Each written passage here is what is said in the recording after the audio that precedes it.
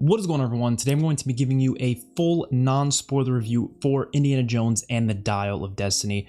I will be talking spoilers towards the very end of the video. There's just one or two things I want to talk about, but for the most part, this is going to be spoiler free. We're going to go through the positives and the negatives and then give it a rating out of 10. Indiana Jones has been a franchise I've loved since I was probably like 7 years old, and this is a movie I've been anticipating for so long because there's been so many rumors for like the past decade. I swear, I feel like even back in like 2015 I was hearing rumors about Indiana Jones 5, and eventually we finally got it officially announced.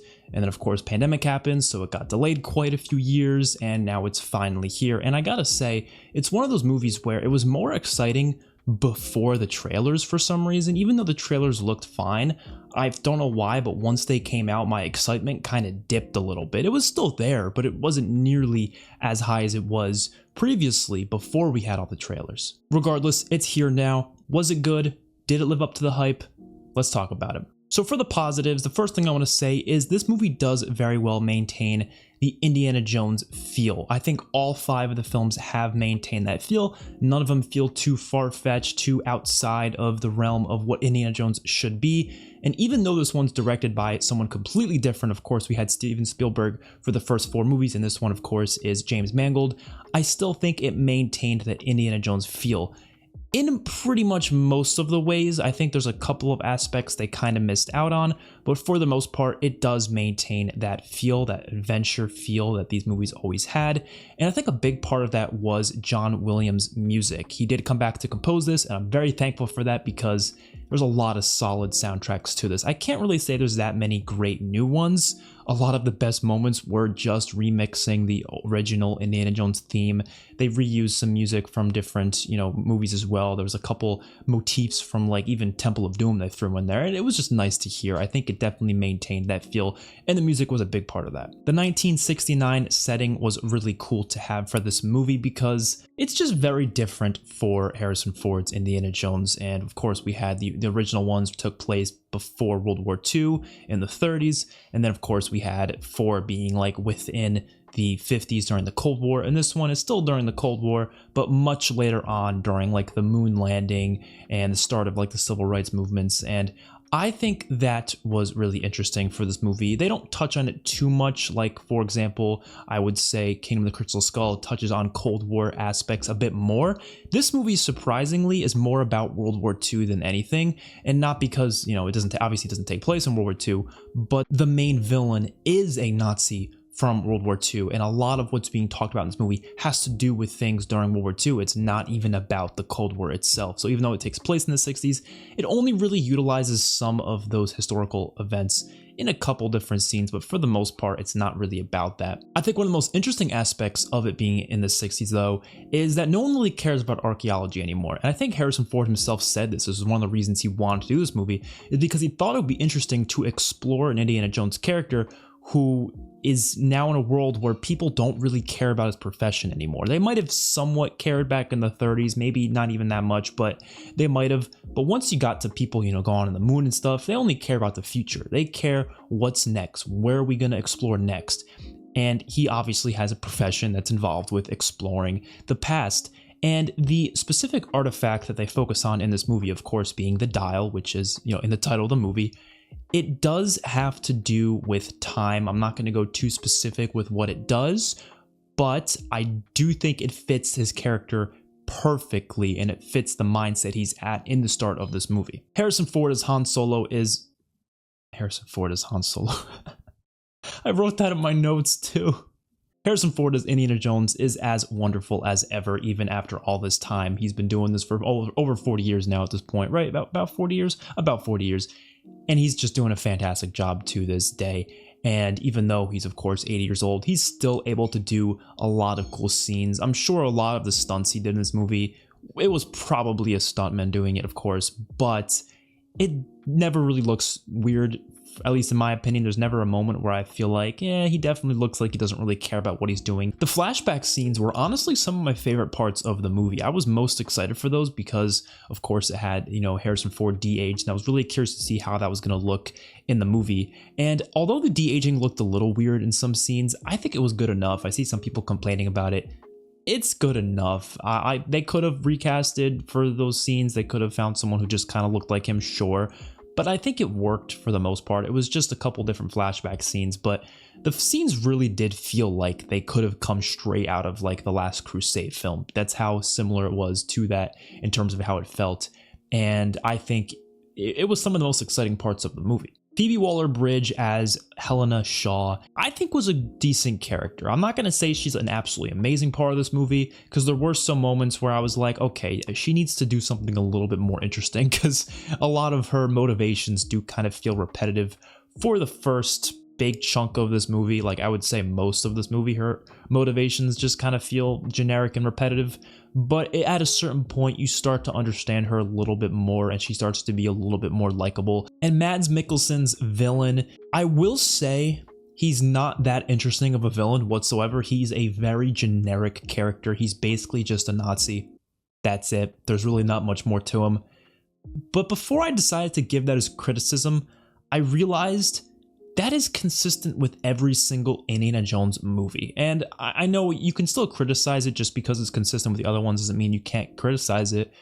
But I feel like that's kind of part of the charm of these movies. Like, it's not about the villains. It's never been about the villains. They've all been very generic, every single one of them. I can't think of a single villain in the Indiana Jones franchise that's that interesting. They're always just generic bad guy who's trying to do some evil stuff for whatever evil reason.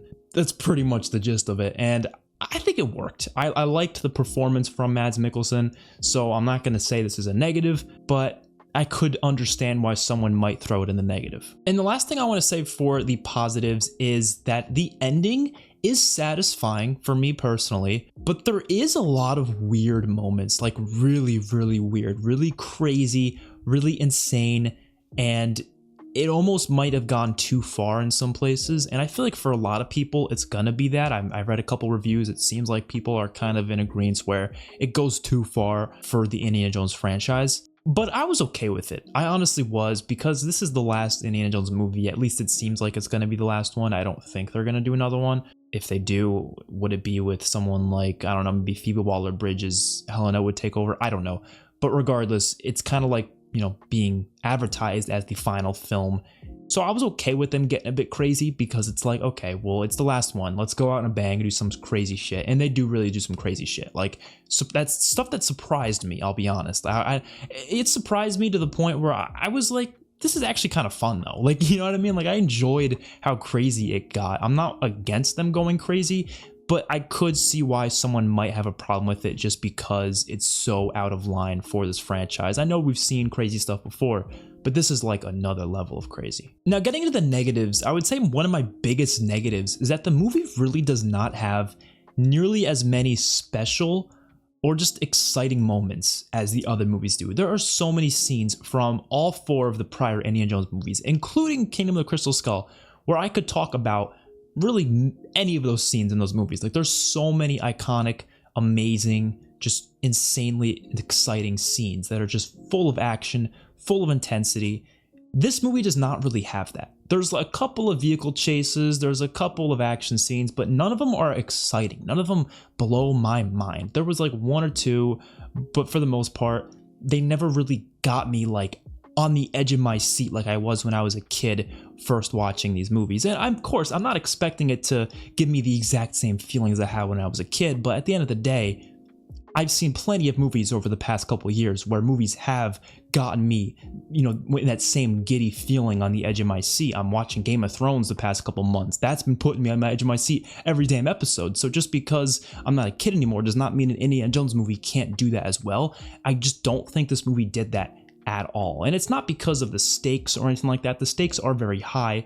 It's just the way it's shot, the way it's directed. None of it really made it that exciting for me personally, which felt weird because James Mangold is a great director. Of course, he was the director of Logan, which is a movie I absolutely love. And there's a lot of special, exciting moments in that. But this one just doesn't have as many moments like that. There's a couple moments that it just feels, I don't know. In some ways, it kind of reminded me of Jurassic World Dominion, which is another movie, of course, that came out recently, which focused on a lot of legacy characters from really classic films. But in a similar way, it didn't have as many exciting moments as some of the other ones did. And I really don't know why that was. And I can't really put my finger on it and explain it completely.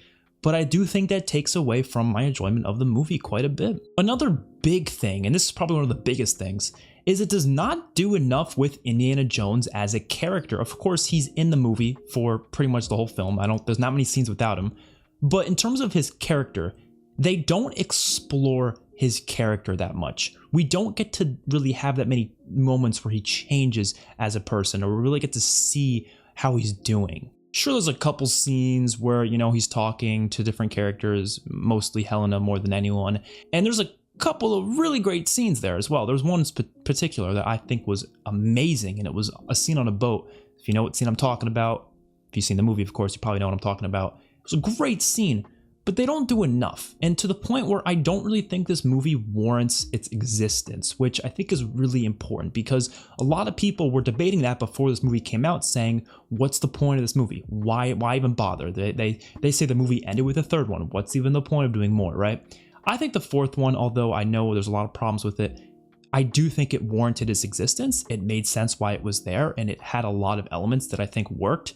This one, I can't think of many reasons for warranting its existence other than just being an enjoyable movie to watch in theaters. That's pretty much all it was. It didn't add on to any more closure for the character, really. I felt like 4 closed the character off pretty well anyways, so what more was there to do here? I think there definitely was more you could have explored. They definitely could have done more, but I just feel like they didn't.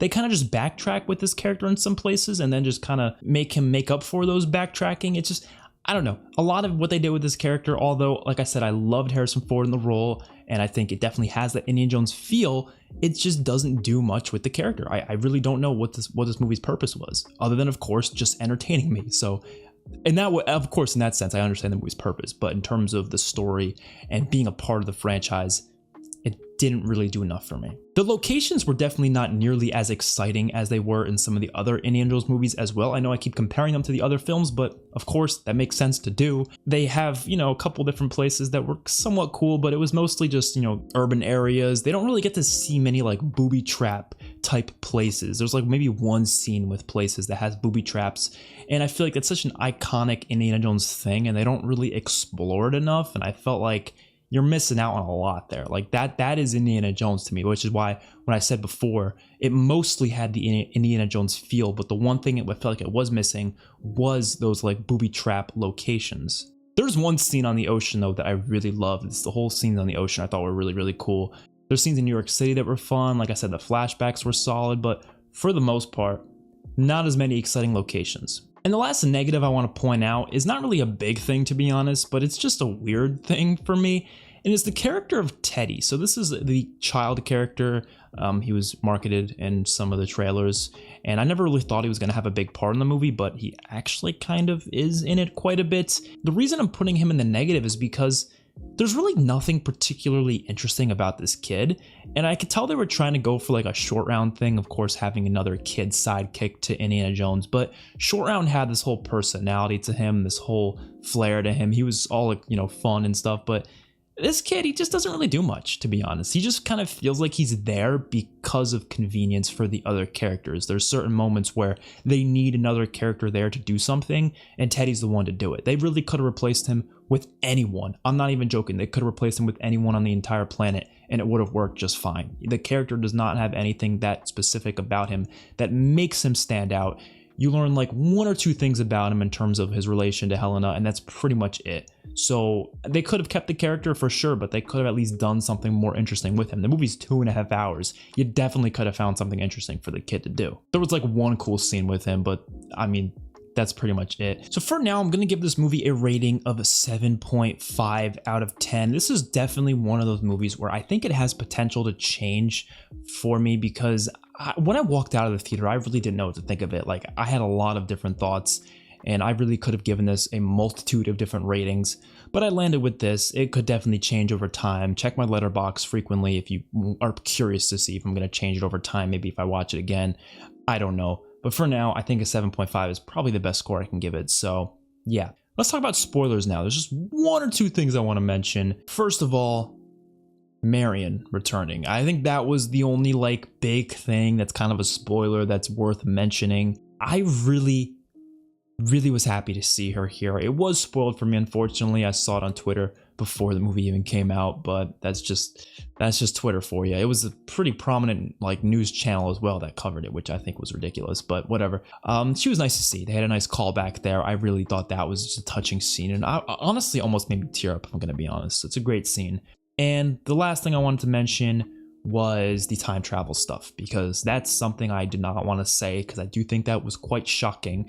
You know, they had this time device, but the whole time I'm thinking, oh, Indy's going to stop them before they do it, and they're going to get themselves killed, or something's going to go wrong with it, and they're going to get themselves killed regardless and not actually time travel. Something of the sort, right? Just like we're used to seeing in the Indiana Jones movies, the villains never really get to harness the power that they use. Usually they die by it, right? So I was expecting that, but then they get time traveled to the freaking, what, like the 200s or something? Like, that was insane. And that is the moment where I was like, okay, this is going to really break the movie for a lot of people. People are going to say this is too weird, too wacky.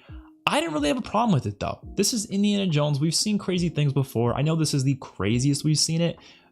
I don't think, you know, it's definitely crazier than Aliens or, you know, cults under a palace in India. Like, this is definitely a lot crazier. But I wasn't against it because it was really freaking crazy, and it was one of the only exciting moments in the movie when they thought the plane was a dragon and they started shooting those giant arrows at it. I thought that was cool. I thought it was exciting. I thought it was a little weird that Indy wanted to stay there. Like, I get it, like he was all curious and stuff, but I feel like he knows more than anyone that that's just not a good idea for so many reasons. So yeah, I thought it was exciting. I thought it was fun, but the movie itself, I think a 7.5 is the best rating I can give it. That's not a bad rating, by the way. 7.5 to me is a good score. That is a I recommend this movie type score. It is not a, you know, this movie's shit score. It's I recommend it. It's just not amazing or anything. So let me know your guys' thoughts in the comment section below. I will see you all in my next one. Peace out.